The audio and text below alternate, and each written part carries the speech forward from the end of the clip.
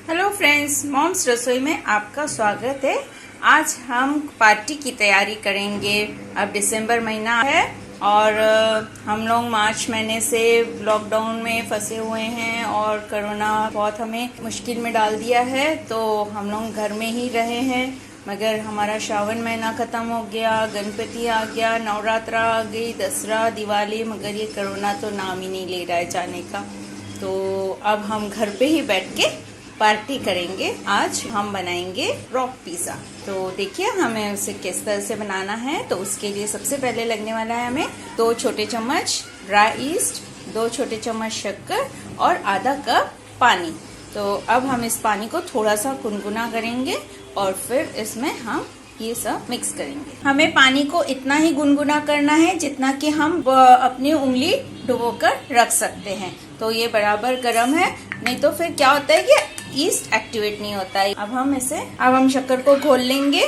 शक्कर घुलते तक थोड़ा सा पानी गर्म होगा तो भी चलेगा।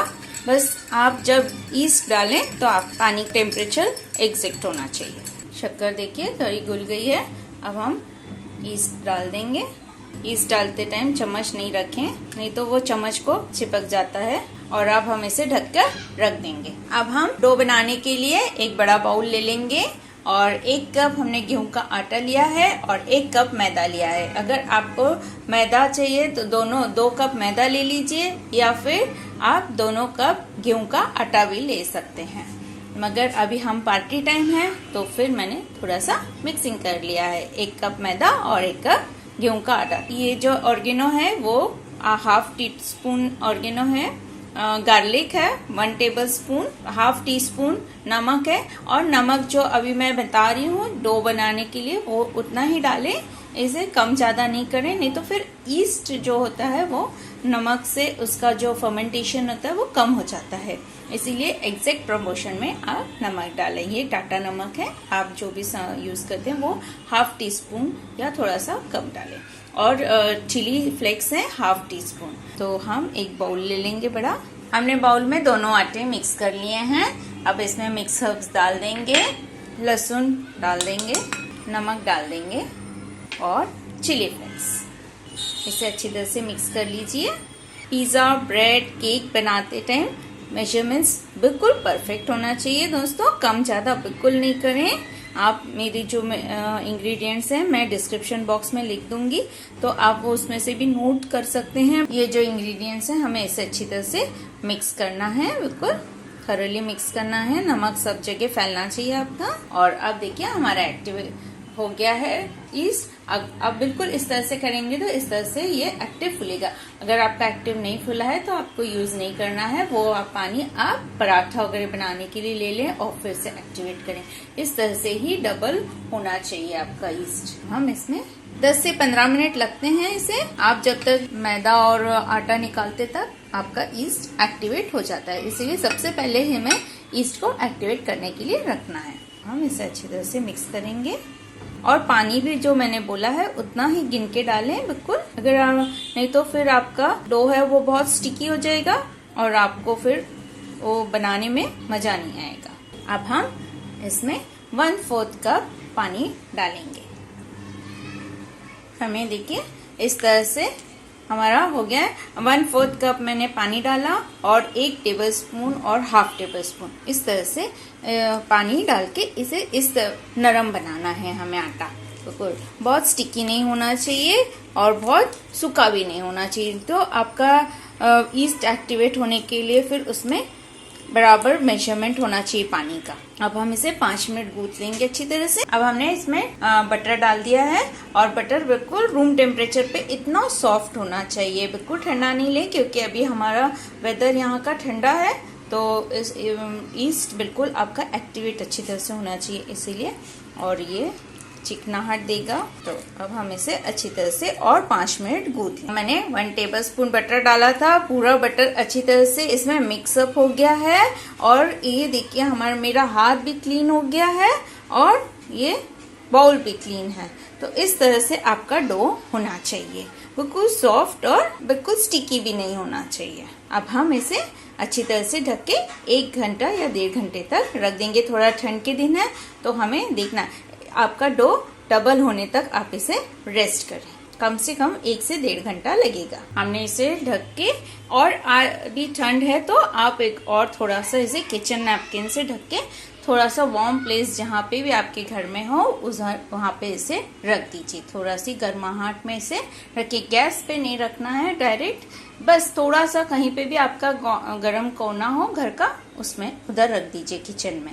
हमारा डो रेस्ट हो रहा है, तब तक हम 3 टेबलस्पून बटर ले लेंगे, 1 टेबलस्पून गार्लिक चॉप ले लेंगे, लहसुन की कलियां बिल्कुल बारीक फाइनली चॉप कर लें, या फिर आपको क्रश करना है तो क्रश कर लें, और हाफ टी स्पून मैंने मिक्स हर्ब्स लिया है, और चिली फ्लेक्स लिया है हाफ टी स्पून। अगर चिली फ्लेक्स नहीं हो तो आप थोड़ा सा ब्लैक पेपर पाउडर डाल सकते हैं, मगर पिज्जा में ये दोनों चीजें तो जरूर होनी ही चाहिए।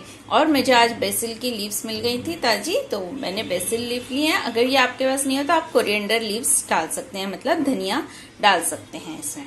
तो ये, और ये बिल्कुल साफ, बिल्कुल सॉफ्ट होना चाहिए आपका, रूम टेम्परेचर पे बटर होना चाहिए। इसे सॉफ्ट कर लें, और ठंड के दिन है तो बिल्कुल भी आप ठंडा बटर नहीं लेना है। अब हम इसमें गार्लिक डाल देंगे, फाइनली चॉप जो है, थोड़ा सा हर्ब्स, थोड़ी चिली फ्लेक्स, और इसे मैं फाइनली चॉप कर लूंगी। इस तरह से मैंने बटर को अच्छी तरह से सब इंग्रेडिएंट्स के साथ मिक्स कर लिया है और अच्छा फेंट लिया है, बिल्कुल इस तरह से सॉफ्ट होना चाहिए। और अब हम इसे डो हमारा राइस होते तक इसे रख देंगे ढक के। अब हम एक बाउल ले लेंगे, हमारा अभी 1 से 1.25 घंटा हो गया है। हम डो देखने से पहले इसमें 2 टेबलस्पून टोमेटो सॉस ले लेंगे, और 2 टेबलस्पून मोज़रेला चीज लिया है, और मैंने 2 से 3 क्यूब्स लिए हैं प्रोसेस्ड चीज के। आपको जो भी चेडार चीज, जो भी चीज आपको चाहिए वो ले सकते हैं आप। और चिली सॉस लेंगे हम 2 टेबलस्पून। अब ये इस बाउल में हम इस सब चीजों को मिक्स कर लेंगे, और चीज को थोड़ा सा ग्रेट करके इसमें मिक्स कर लेंगे। ये मैंने टमाटो सॉस और चिली सॉस को मिक्स कर लिया है। ये मैंने चीज खींच लिया है, मोज़रेला और प्रोसेस्ड चीज। अब हम इसमें मिक्स कर लेंगे। इसी तरह से ग्रैन्यूल्स रहने दें, मतलब ग्रेटेड चीज के, और मस्त मेल्ट होते हैं अंदर। इसे हम अच्छी तरह से इस तरह से मिक्स कर लेंगे, और इसे ऐसे ही रहने दें। शेडर्स डबल हो गया है हमारा डो। अब हम इसे धीरे से पंच कर देंगे, और इसे थोड़ा 5 मिनट के लिए हम इस डो को फिर से गूंथ लेंगे। बिल्कुल थोड़ा सा मैंने बटर लगा लिया है अपने हाथों पे, और अभी ये देखिए फिर से हमें 2 से 3 मिनट इसे गूंथना है अच्छी तरह से। केक टिन ले लेंगे, और इस तरह से इसमें ग्लास रख लेंगे, या आपके पास पुराने पहले के केक टिन आते थे उसमें बीच में ऐसे हॉलो रहता था, तो वो भी यूज कर सकते हैं। या फिर इसका मोल्ड भी आता है तो वो भी आप ले सकते हैं, मगर अभी मेरे पास वो मोल्ड नहीं है तो मैं प्लेन केक टिन में ही बना रही हूँ। तो हमने जो बटर का पेस्ट तैयार करके रखा था वो हम इस केक टिन पे अच्छी तरह से लगा लेंगे। हमने बहुत अच्छी तरह से बटर लगा लिया, थोड़ा सा ज्यादा ही लगाना है बटर, कि इसमें आपका बिल्कुल भी बैटर चिपके नहीं। अब हम इस पे हमारा डो, और ये प्रोसेस थोड़ी सी जल्दी करें नहीं तो फिर बार बार वो फूलना चालू हो जाता है। और इस तरह से हमें छोटे छोटे बॉल्स इसके निकालने हैं। तो छोटे छोटे बॉल्स तोड़ लीजिए। इस तरह से मैंने बॉल्स तोड़ लिए। अब ये बचे हुए डो के भी हम छोटे छोटे बॉल्स तोड़ लेंगे। अगर आपके उंगलियों में चिपक रहा है तो थोड़ा सा बटर लगा लें, या फिर थोड़ा सा रूखा मैदा लगा लें। पूरे डो के हमने बॉल्स तोड़ लिए हैं। अब हम इसे इस तरह से गोल बॉल बना लेंगे, या लड्डू के शेप में बना लें, और हमारे पैन में रखते जाएं इसे। अगर आप छोटा पैन लेंगे तो और भी अच्छा रहेगा। जितना आपको चाहिए पैन की साइज, छोटी बड़ी, इस हिसाब से रखें। ये एक के ऊपर एक लेयर बनाना पड़ता है। ये देखिए हमने इस तरह से गोल बॉल्स बना लिए हैं। अब हम इस पे जो हमने गार्लिक बटर बनाया हुआ है वो थोड़ा सा स्प्रेड कर देंगे। इस तरह से सारे बॉल्स पे हम इसे अच्छी तरह से लगा लेंगे। ये हमने बटर को, गार्लिक बटर को पूरी तरह से इस पे अच्छी तरह से फैला लिया है। अब हम इस पे देखिए इस तरह से चीज को स्प्रेड करेंगे। ये चीज नीचे आपके पैन में जा सकता है, इसीलिए हमें जो पैन को अच्छी तरह से ग्रीस करना है बटर से, तो वो आपका चिपकेगा नहीं जब ये बेक होगा तब। इस तरह से देखिए। अब हम फिर से ये जो बचे हुए बॉल्स हैं उनका फिर से एक और लेयर करेंगे।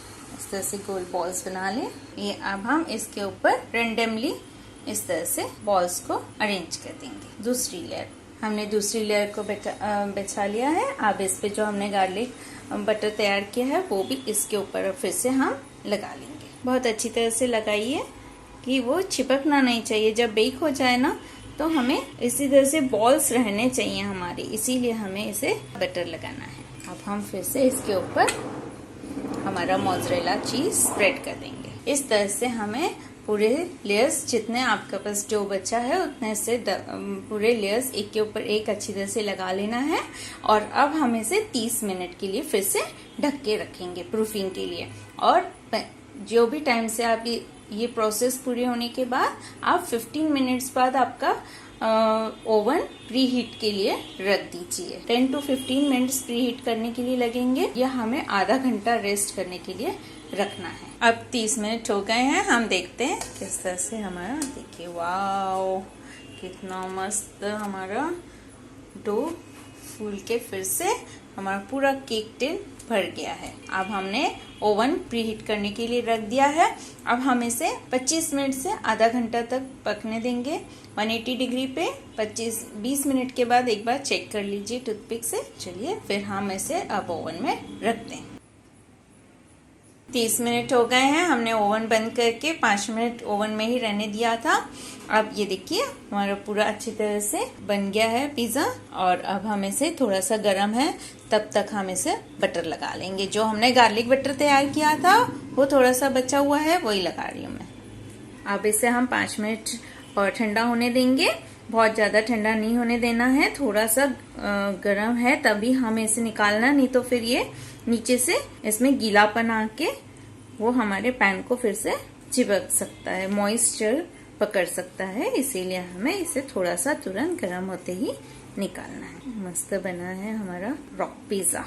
इस तरह से हमने इसको बटर लगा लिया है। कितनी बढ़िया शाइनिंग आई है, कलर भी देखिए आप कितना बढ़िया आया है। अब इसे थोड़ा सा ठंडा होने देंगे और फिर हम इसे निकाल लेंगे। पैन थोड़ा सा ठंडा हो गया था, अब हमने ये देखिए निकाल लिया इसको। ये हमारा पिज्जा रॉक देखिए कितना मस्त बना है। तो इसे आप एंजॉय कीजिए गर्मा गर्म, और दिसंबर का महीना पार्टी में कन्वर्ट कर दीजिए। एक बार इसे जरूर बनाइए। मेरी रेसिपी को बिल्कुल जिस तरह से मैंने इंग्रेडिएंट्स का मेजरमेंट्स दिया है उसी तरह से बनाइए, आपका बिल्कुल भी पिज्जा बिगड़ेगा नहीं। ये देखिए मैं और दिखा देती हूँ आपको किस तरह से ये बना है। सॉफ्ट बना है और इसमें जालियां देखिए कितनी अच्छी तरह से आई हैं। सो फ्रेंड्स, ट्राई कीजिए एक बार और अपने अनुभव मुझे शेयर कीजिए कमेंट बॉक्स में। Okay bye, enjoy.